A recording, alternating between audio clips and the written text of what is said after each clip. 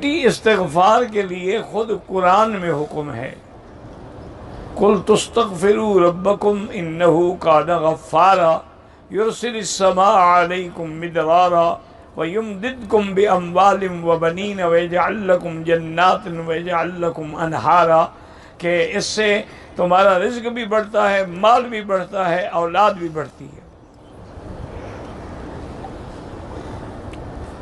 حضرت حسن رضی اللہ تعالی عنہ کے پاس ایک آدمی آیا، اس نے کہا کہ حضرت دعا کریں، میری مال میں برکت نہیں ہوتی، فرمایا استغفار کرو۔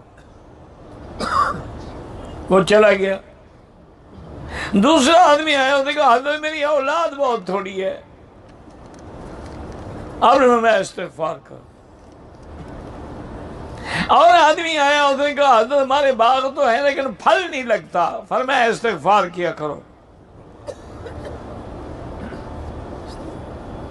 ایک اور آدمی آیا، اس نے کہا حضرت کافی عرصہ ہو گیا بارشیں نہیں ہوئی ہیں، اب میں استغفار کیا کرو۔ جب وہ سارے چلے گئے تو خادم نے پوچھا، انہوں نے کہا حضرت آج تو آپ نے کمال کر دیا، ہر بندے کو بس ایک ہی وظیفہ بتاتے رہے کہ استغفار کرو استغفار کرو اور کوئی وظیفہ آپ کو نہیں آتا تھا۔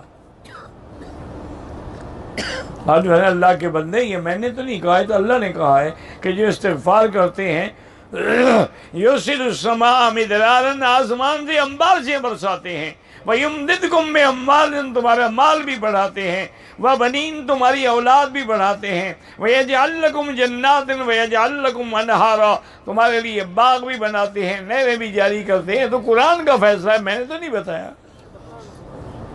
تو استغفار ایک عظیم نعمت ہے،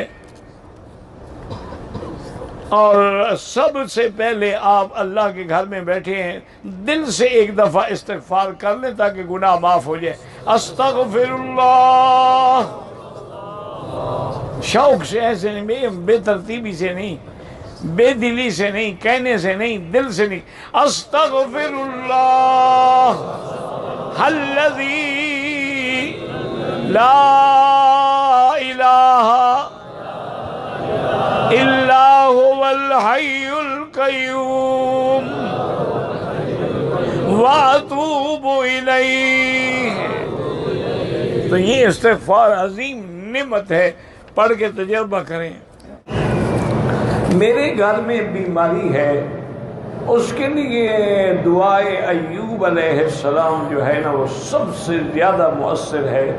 سارے گھر والے رب انی مسنی الضر وانت ارحم الراحمین، رب انی مسنی الضر وانت ارحم الراحمین، سارے گھر والے اول آخر درود شریف ہر نماز کے بعد کم سے کم ایک ایک تسبیح پڑھ لیا کریں، انشاءاللہ بیماریاں چلی جائیں گی۔